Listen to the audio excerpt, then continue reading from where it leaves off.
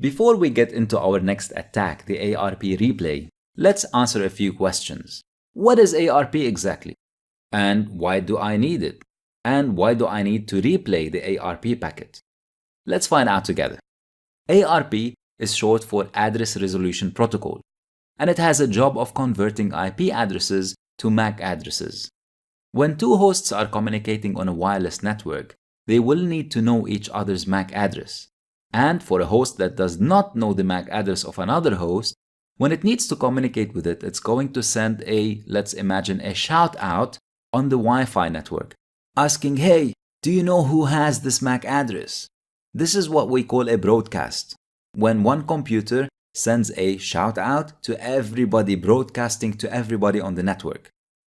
The host will be sending out a question, broadcasting, shouting out to every single client on the network, hoping that one of these clients will reply and say, yes, this is my MAC address.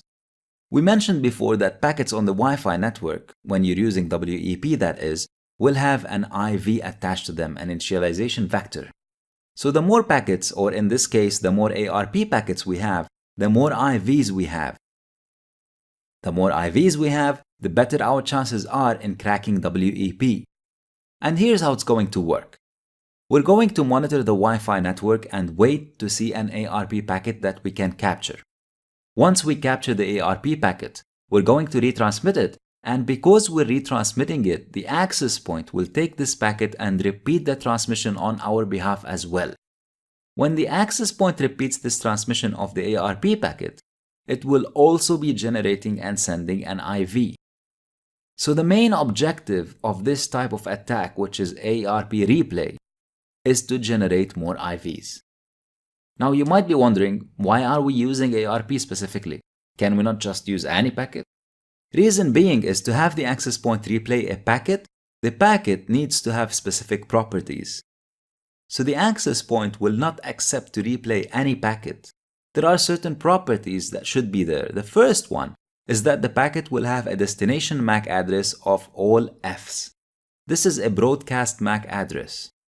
A packet with this MAC address means that it's destined to be broadcasted, and this is one of the reasons why the access point will take it and will replay it, will rebroadcast it. The other characteristic is that the packet needs to be going from a wireless network to a wired network. So the packet will have a parameter on it called 2DS, and that should be set to 1. Now you might have guessed it already, the ARP packet just happens to have these two characteristics, making it very convenient for us to capture, send to the access point, and then the access point will replay that packet. I appreciate this might have been a little bit too much, so let's recap. We start with putting our wireless interface in monitor mode. We use irodump to discover all the networks around us. We find and identify a target network. In the process, we also identify a client connected to our target Wi-Fi network. To initiate the conversation with the Wi-Fi network, we perform a fake authentication attack. Then, we want to try to capture as many packets with IVs as possible. Taking into consideration that we're doing the worst case scenario with a very quiet network, there isn't going to be a lot of traffic going around. So we're going to have to trick our target access point to replay some packets with IVs to increase our chances of cracking WEP. To do that, we move into step number 4, which is de-authenticating a client or knocking a client off the network.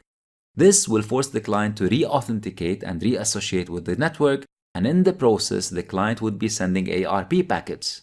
We will capture these ARP packets, we will replay them, have the access point respond to these ARP packets, and as a result, we'll be tricking the access point into generating a huge number of IVs for us so we can crack WEP. And this is done using AirPlay NG attack number 3. Of course, there are some prerequisites to this attack. Some we know already. We need to be in monitor mode, we need to perform a fake authentication. Then, of course, this one is fairly obvious, we need ARP traffic. We have to be able to capture ARP packets and send them to the access point so we can trick the access point to replay them. If there are no ARP packets because we're on a quiet network, this is when the authentication comes in. The authentication could help us generate ARP packets when we deauthenticate or disconnect a client off the network. This is why we learned about deauthentication in the previous step. We also need a MAC address of an associated client, or we can use our own MAC address. In the next video, we're going to see how we can perform this practically.